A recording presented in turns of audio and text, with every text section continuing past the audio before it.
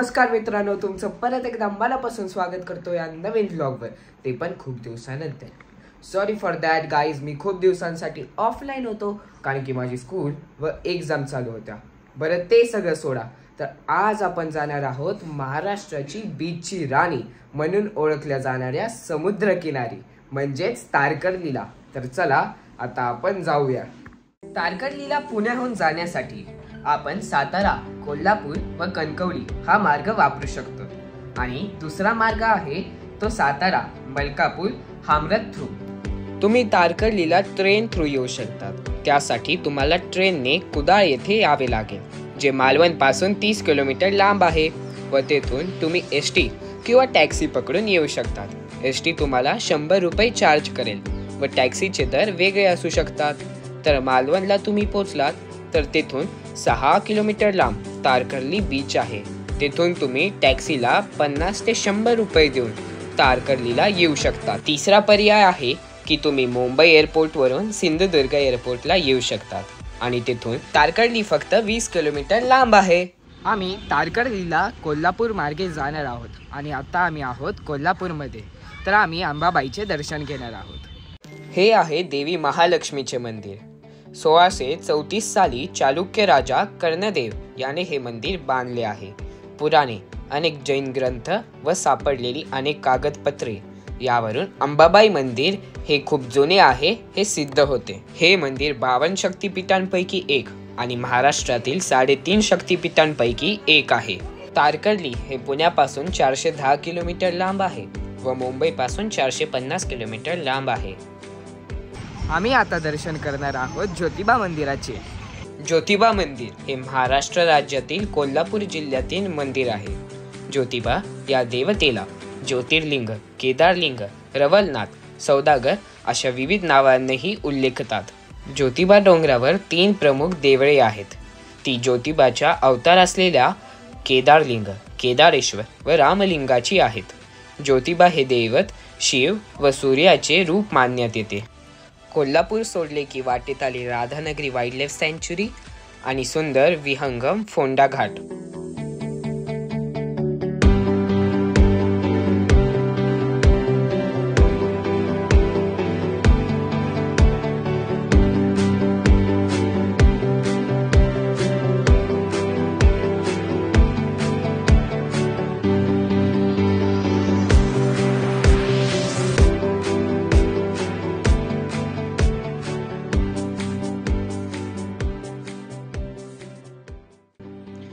तब्बल 9 ते 10 तासांच्या प्रवासानंतर आम्ही पोहोचलो आहोत तारकर्ली येथे आणि तारकर्लीमध्ये आम्ही स्टे करणार आहोत हॉटेल गणपत प्रसाद येथे.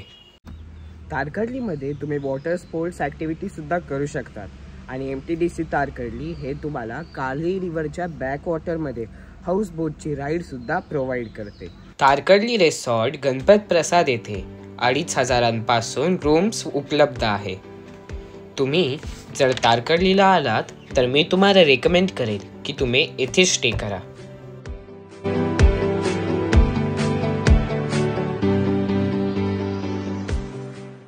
सकाळचे वाजले आहेत 7:30 आणि आता आम्ही जाणार आहोत बीचवरती, कारण की सकाळ आहे म्हणून जास्त टुरिस्ट येणार नाहीत आणि आम्ही फोटो सेशन आणि सिनेमॅटिक शॉट्स सुद्धा काढू शकू. On the way to the beach.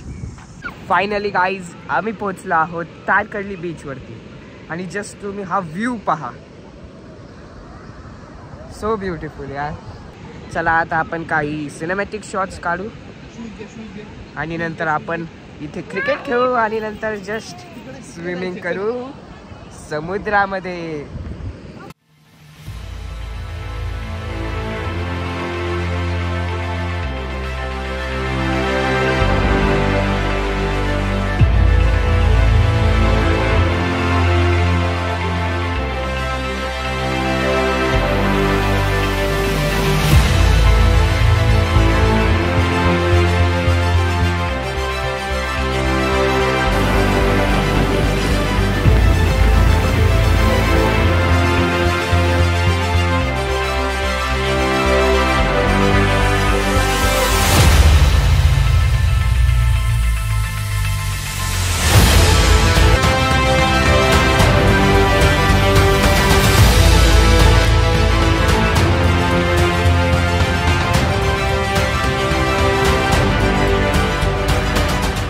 आणि मग काय, आम्ही बीचवर क्रिकेट खेळलो.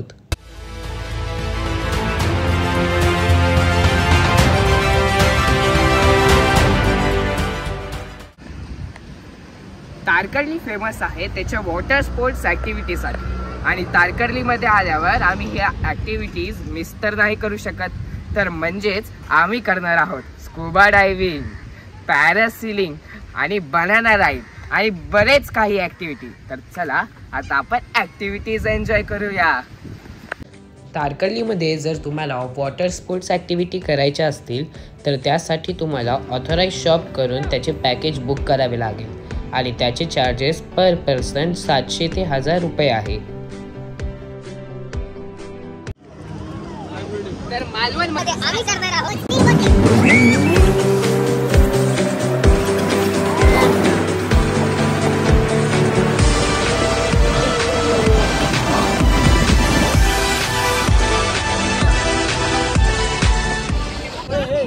आता आम्ही करणार आहोत सोप राईड.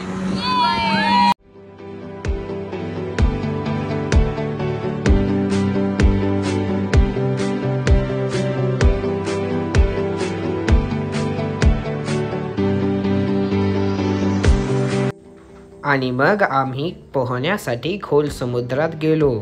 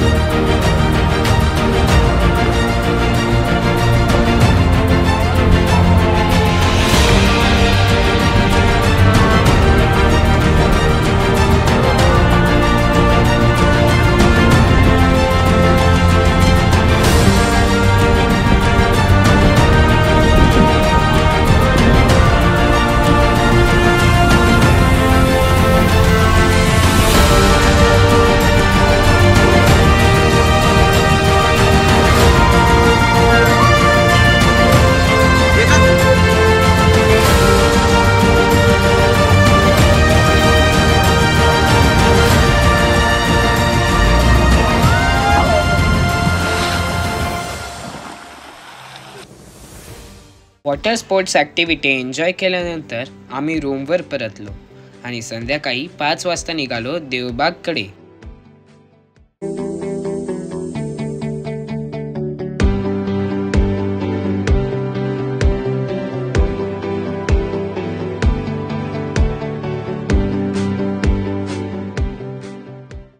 देवबागमध्ये आम्ही बोटिंग करायचा निर्णय घेतला आणि त्यासाठी आम्ही 800 रुपये मोजली.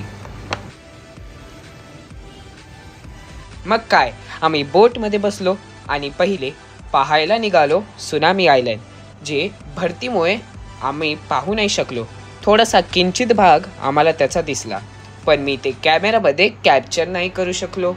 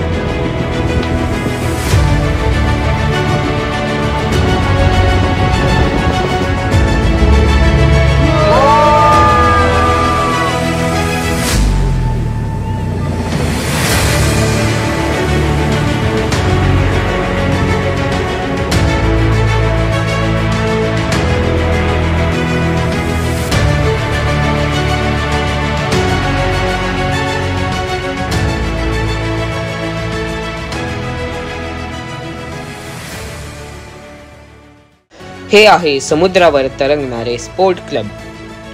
येथेच काही समुद्रावर तरंगणारे शॉप्स आहेत. जून, जुलै, ऑगस्टमध्ये जेव्हा पाऊस पडतो तेव्हा हे जे सगळे शॉप्स आहेत ते बंद होऊन जातात.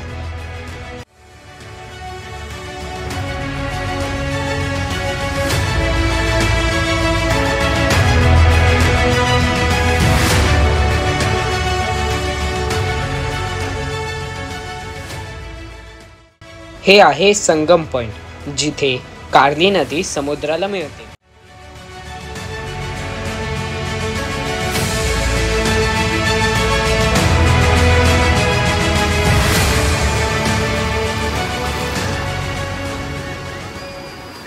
संध्याकाळी अनेक मच्छीमार समुद्रकिनारी येथे रापण करताना दिसतात.